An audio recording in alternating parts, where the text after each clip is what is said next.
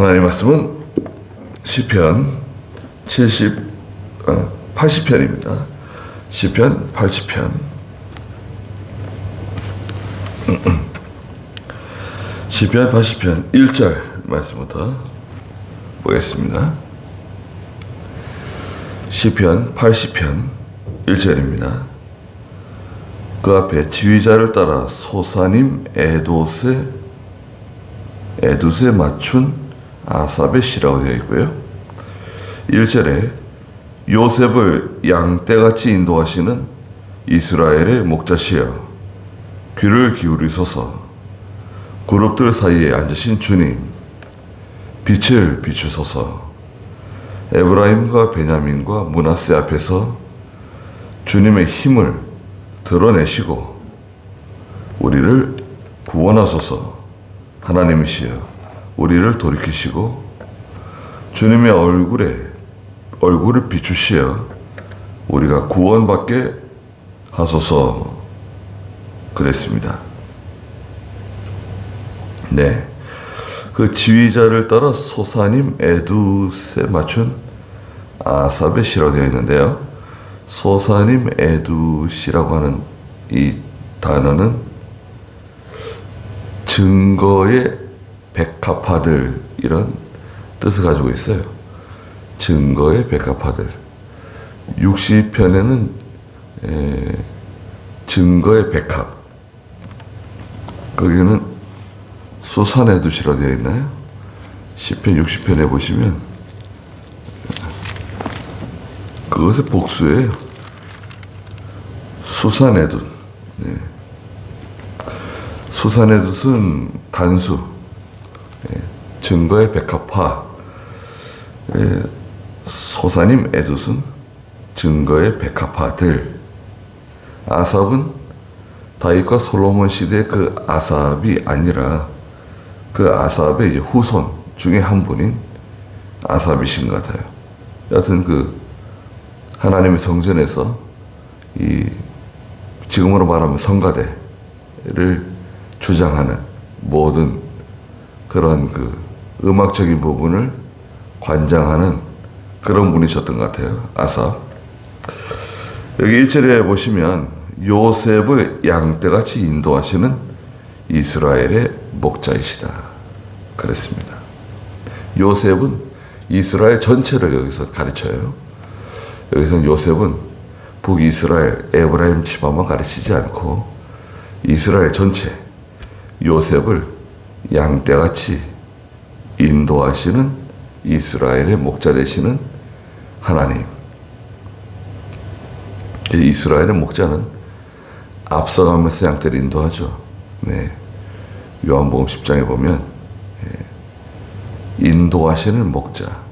뒤에서 양을 몰아가는 게 아니라 목자가 앞서 나가면 양들이 목자를 따라가는 인도하는 목자예요. 그래서 하나님께서는 오늘날도 하나님의 교회나 하나님의 성도를 인도하세요. 예. 하나님 인도하시죠? 인도하십니다. 근데 이제 문제는 그 인도를 잘 따라가느냐. 예. 이 양이 그 목자의 인도를 잘 따라가면 문제가 없어요. 또 예수님은 하나님 얼마나 확실한 목자이십니까? 목자들 가운데 우두머리시고 목자장이시라 그랬잖아요. 그 예수님의 인도를 잘 따라가고 하나님의 인도를 잘 따라가면 사실 아무 문제가 없습니다. 예. 인도를 잘 따라간다. 귀한 하나님 백성이죠. 예. 그런데 우리는 그 인도를 잘 따라가지 못해요. 예. 너무 고집이 세고 또 너무 어리석고 또 자기가 너무 강해요. 자기가 너무 강해가지고 욕심을 따라가고 미혹을 받고 자꾸 죄를 짓게 되죠. 귀를 기울이셔서 간절히 기도할 때 저희의 기도를 들어주시는 우리 하나님이십니다. 그룹들 사이에 앉으신 주님, 빛을 비추소서. 하나님은 그룹들 사이에 앉아 계신다는 거예요. 천사와 천사들 사이에 앉아 계신다. 이건 출애굽기 25장에 나와 있는 내용이에요. 출애굽기 25장 22절에 보면 하나님의 성전에 하나님의 성막에 하나님의 궤가 있어요. 지성소 안에 하나님의 궤, 법궤라 그러죠. 법궤 위에 법궤 위에를 속죄소라고 해요. 속죄소. 법궤 위에는 두 천사가 날개를 서로 마주하고 바라보고 있어요. 출애굽기 25장 22절에 보면 내가 거기서 너를 만나고 거기 어디냐? 속죄판 위, 곧 증거궤 위에 있는 두 그룹 사이에서 이스라엘 자손을 위해 내게 명령할 모든 것을 말할 것이다. 내가 그 속죄판 위 두 그룹들 사이에서 너를 만나겠다. 두 그룹들 사이에 계시는 하나님. 하나님의 궤는 오늘날 하나님의 교회를 상징하죠. 하나님의 교회. 하나님의 궤는 또 하나님의 말씀을 또 상징해요. 하나님의 궤, 법궤라고도 하고 하나님의 궤, 언약궤라고도 하고 이 궤 위에 속죄소가 있고 속죄소, 그 속죄소 위에 두 천사가 날개를 펴서 서로 날개를 맞닿아 있어요. 이렇게 저쪽 천사 이쪽 천사 날개가 서로 붙어 있어요. 그런데 그 천사들 위에 그 가운데 여기 그룹들 사이에 앉으신 주님, 빛을 비추소서. 하나님의 빛, 구원의 빛이에요. 구원의 빛, 은혜의 빛이라고도 하죠. 성령의 빛, 이건 성령의 빛이라고 또 주장하시는 분들도 있어요. 그래서 뭐 갖다 붙이면 다 되는 것처럼 보이기도 해요. 근데 엄밀한 의미에서 구원의 빛입니다. 하나님의 구원의 빛. 하나님 우리를 구원해 달라고 기도하는 거예요. 아삽이 우리를 구원해 달라고, 전에 우리 조상들을 인도하신 하나님, 전에 우리 조상들과 함께 하신 하나님, 이제 우리를 구원해 주시옵소서. 하나님의 영적인 빛이에요. 신령한 빛이에요. 이 빛은 두 광선이라고도 말했어요. 말라기서에. 두 광선. 이 두 광선은 치료하는 광선이다.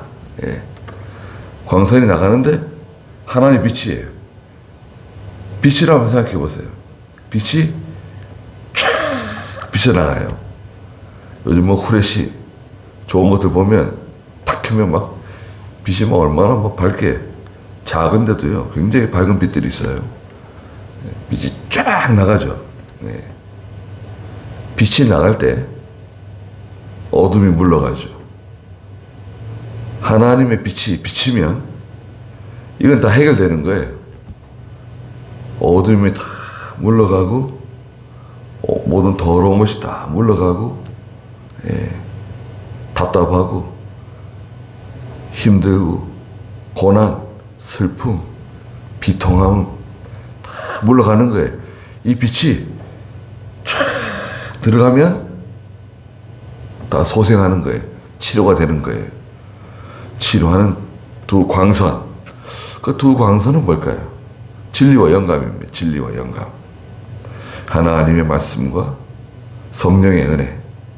좋아요. 그래서 막 다 고침받는 거예요. 살아나는 겁니다. 그 빛이 우리에게 비춰주시옵소서. 주님의 빛. 2절에 에브라임과 베냐민과 므낫세 앞에서 주님의 힘을 드러내시고 우리를 구원하소서. 자, 에브라임과 베냐민과 므낫세는 왜 여기서 한 묶음으로 묶였을까요? 에브라임과 베냐민과 므낫세 앞에 계신 하나님이라는 거예요. 이스라엘 백성들이 민수기 2장에 보면 광야길을 걸어가는데 하나님의 궤가 중간에 딱 위치해 있어요. 중간에. 어떤 경우에 맨 앞에 갈 때도 있는데 통상적으로 하나님의 궤가 이스라엘 진의 중간에 위치하고 하나님의 궤 바로 뒤편에 하나님의 궤 바로 뒤편에 궤를 따라가는 그룹이 바로 에브라임과 베냐민과 므낫세예요. 요 세 지파가 궤 바로 뒤에 위치해서 궤를 따라가요. 네, 맨 앞잡이 맨 앞잡이 그룹에는 이제 유다 지파를 중심으로 해가지고 세 지파, 그 뒤에 또 세 지파, 중간에 궤가 있고 그 뒤에 세 지파, 맨 나중에 세 지파, 이렇게 네 그룹으로 구성되어 있죠. 그래서 이제 광야길을 걸어가는데 하나님의 궤가 중간에 있어요. 하나님의 궤를 바라보고 따라가는 에브라임과 므낫세와 베냐민 세 지파 앞에서 주님의 힘을 드러내시고 우리를 구원하소서 인도해 달라는 겁니다. 자, 그러니까 이제 하나님께서는 하나님의 궤가 앞에 가시면서 우리를 인도하시잖아요. 그 궤는 뭘 상징한다 그랬죠? 하나님의 교회를 상징하고 또 하나님의 말씀을 상징한다. 하나님의 궤. 궤 속에는 모세가 하나님 시내산에서 받은 율법의 두 돌판이 들어있고 또 하늘에서 내려온 만나를 담은 항아리가 들어있고 한 2리터 정도 되는 항아리 들어있죠. 그 다음에 아론의 쌍난 지팡이가 들어있습니다. 그래서 이것은 하나님 말씀을 상징해요. 하나님의 선택, 하나님께서 우리에게 주시는 신령한 양식. 그 말씀을 따라가는 거예요. 저희는 하나님 인도로 따라간다. 하나님 인도, 어떤 인도로 따라가냐? 하나님 말씀 따라가는 거예요. 말씀이 아닌 것을 따라갈 수 있나요? 성도가? 그건 인도를 잘못 받는 거죠. 성경에 맞지 않는 인도와 주장은 그건 다 마귀적인 거예요. 사탄적인 거예요. 그것이 아무리 나한테 맞는 것 같고 은혜스러운 것 같고 진리인 것 같지만 성경에 맞지 않아요. 그거는 잘못된 주장이고 잘못된 인도입니다. 그런데 또 사람들은요, 그걸 좋아합니다. 잘 된다 그러니까 복 받는다, 잘 된다, 병 낫는다, 축복 받는다. 사실은 듣기는 좋은데 다 거짓말이죠. 한국 사람들이요, 연구를 했는데 우리 한국 사람들 특징 중에 아주 독특한 특징이 있습니다. 한국 사람은 다른 사람의 물건에 손을 잘 안 댄대요. 과거에는 어땠는지 모르지만 다른 사람의 물건에 손대는 거, 절도는 굉장히 작대요. 전 세계적으로 볼 때 한국처럼 절도 사건이 없는 곳이 많지 않대요. 다른 사람의 물건에 손대는 거, 뭐 CCTV가 많이 있는 것도 영향이 있지만 이제 먹고 사는 문제가 별로 없잖아요. 잘 먹고 잘 사니까. 굳이 그 다른 사람 물건 손댔다가 망신 당하고 또 뭐 벌금 물고 재판 받고 골치 아픈 일이 생기잖아요. 그래서 다른 사람 물건에 손을 잘 안 댄대요. 절도범이 거의 없대요. 그런데 반면 전 세계적으로 거의 1등을 다투는 게 뭐냐? 거짓말을 잘한대. 거짓말. 사기는 굉장히 높다는 거예요. 엄청나대요. 거짓말을 얼마나 잘하는지 말이죠. 다 사기하는 게 사기. 거짓말은 사기입니다. 사기는 다른 게 아니에요. 거짓말이에요. 그 거짓말이 왜 거짓말을 많이 할까? 아마 생각을 해보면 왜 그런 것 같습니까? 잠깐 한번 생각해 보세요. 한국 사람들은 왜 거짓말을 많이 할까? 거짓말이 먹히는 거예요. 거짓말을 잘 믿는 거예요, 사람들이. 그러니까 뭔가요? 이 분별력이 약해. 인정이 많다. 정이 많다. 좋은 것 같아요. 그 인정에 이끌려가지고 그 정 때문에 이 분별력을 상실해버려요. 몇 가지를 가지고 질문해 보면 되잖아요. 내 자신에게. 이 말이 사실인지 아닌지를 몇 사람에게 물어봐야 돼. 그냥 내가 결정하지 말고 전문가에게도 물어보고 그 방면에 있는 사람에게도 물어보고 알아보고 이게 맞는 것인가? 이게 정당한 것인가? 이게 옳은 것인가? 좀 생각을 해보고 물어보고 고민해보고 결정을 해야 되는데 털썩 결정을 해요. 사인을 해요. 보증을 서줘요.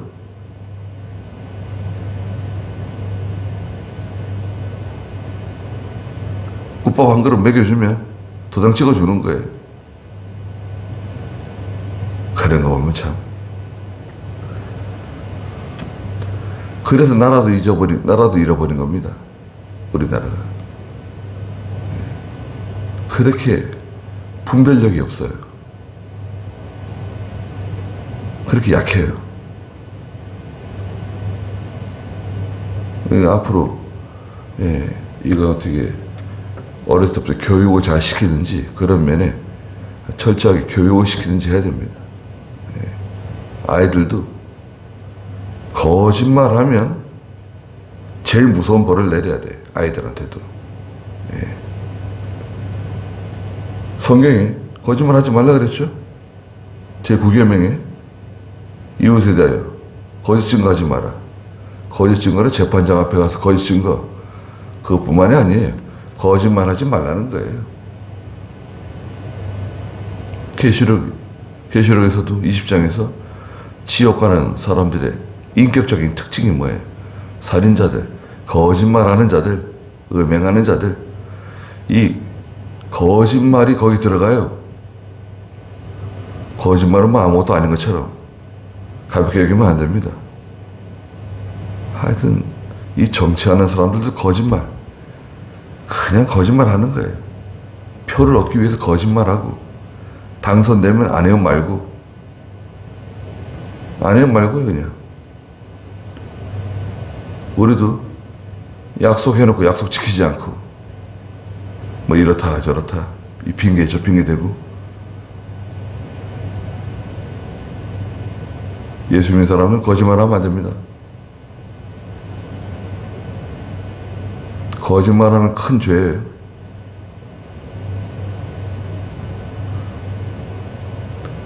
하나님의 인도를 잘 따라가려면 그 인도에 어떤 인도를 따라가느냐? 하나님 말씀 따라가는 거다. 말씀. 하나님의 빛을 비추소서. 그 빛이 뭐죠? 진리와 영각, 구원의 빛, 은혜의 빛. 하나님 말씀 따라가지 않고 다른 걸 따라간다. 그럼 예수님 따라가는 건가요? 욕심을 따라가요. 그러면 제대로 따라갈 수 있나요? 욕심을 따라가면 반드시 함정을 만납니다. 나는 함정을 피할 수 있다. 못 피해요. 영업이 아니야. 이미 소경된 거예요. 욕심을 따라가게 되면 이미 소경된 거라고요. 눈을 감은 거랑 마찬가지예요. 욕심은 함정을 발견할 수가 없어요. 욕심이 들어오면 반드시 함정에 빠지게 돼 있어요. 피하지 못해요. 욕심을 따라가지 말고 하나님의 인도를 따라가야 된다. 1절에 뭐라 그랬습니까? 양떼같이 우리를 인도하시는 하나님. 3절에 하나님이시여 우리를 돌이키시고 주님의 얼굴을 비추시어 우리가 구원받게 하소서. 돌이켜달라는 거죠. 이건 이제 포로된 상태, 또 남의 나라에 다 끌려가고 흩어지고 어디에 있는지, 형제들이 어디에 있는지, 부모, 자녀들이 어디에 있는지 다 흩어져 있어요.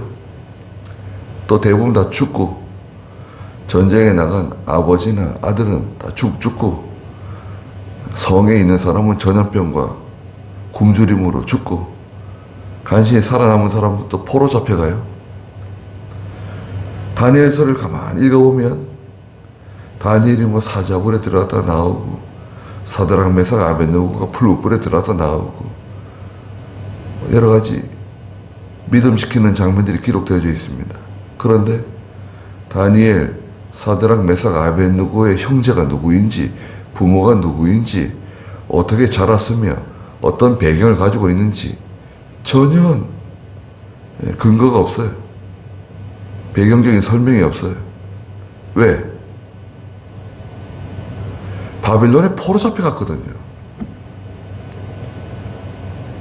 귀족의 자녀들로서 어렸을 때 포로 잡혀간 거예요. 부모가 어떻게 됐는지, 형제들이 어떻게 됐는지 전혀 알 길이 없어요. 거기에 큰 그 가려진 엄청난 비통함이 거기 가려져 있는 거죠. 남의 나라에 가서 출세했지만 거기에는 형제가 어떻게 됐는지, 부모가 어떻게 됐는지 알 길이 없어요. 돌이켜달라. 하나님이시여. 저희 살아남은 저희들이 하나님의 약속의 땅, 저희 조상들에게 주신 땅으로 돌아가게 해주시옵소서. 이런 의미도 있지만 여기서 우리를 돌이켜달라고 하는 이 말은 하나님께로 돌아서게 해달라는 거예요. 하나님의 백성이 하나님께로 돌아서게 해주시옵소서. 하나님께로 돌아서야 됩니다.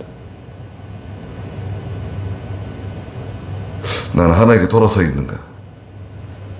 우리는 하나님께 돌아서 있다고 생각하면 안 됩니다. 계시록 1장에서도 10절에 보면 주님의 날, 주일날, 오늘 주일인데요. 내 뒤에서 나는 나팔소리 같은 큰 음성을 들었다 그랬어요. 하나님은 항상 내 뒤에서 말씀하세요. 지금도 마찬가지입니다. 지금도 제가 여러분 앞에서 말씀을 증거하지만 하나님께서 나에게 말씀하실 때는 어디서 말씀하시죠? 뒤에서 말씀하세요. 뒤에서. 아니 왜 앞에서 말씀하시지 않으시고 왜 뒤에서 말씀하십니까? 그럴 수 있잖아요. 하나님은 항상 그 자리에 계세요. 그럼 문제가 누구한테 있는 거죠? 문제가 우리한테 있는 겁니다. 나한테 있는 거예요. 나는 항상 하나님에게서부터 돌아서 있어요. 아니 왜 돌아서 있을까? 세상을 바라보거든요. 우리는 자꾸 세상을 바라보고 물질을 바라보고 사람을 바라보고 자꾸 이 헛된 것을 바라봐요. 어쩔 도리가 없어요. 자동이야 자동. 돌려놓으면 또 돌아가요. 또 돌아가요. 이건 참. 그러니까 하나님의 음성을 들으려면 어떻게 됩니까? 내가 돌아서야 돼, 내가. 하나님, 저희를 돌이켜 주시옵소서. 날마다 회개하고 하나님께로 우리가 돌아서야 됩니다. 그러면 이제 하나님의 인도를 받게 돼요. 하나님의 인도를 잘 받을 수 있습니다. 예. 돌아서지 않으면 하나님의 인도를 잘 받을 수 없어요. 돌아서지 못하는 이유가 뭐냐? 그치, 고집이잖아요, 고집. 자존심. 자기가 하겠다 그러고. 돌아서지 않으면 고생 많이 하게 됩니다. 성도라도. 날마다 돌아서야 돼요. 그러면 주님의 얼굴 빛을 발견하게 되고 하나님의 구원을 받게 되는 겁니다. 거기까지 하죠. 기도하겠습니다. 거룩하신 하나님,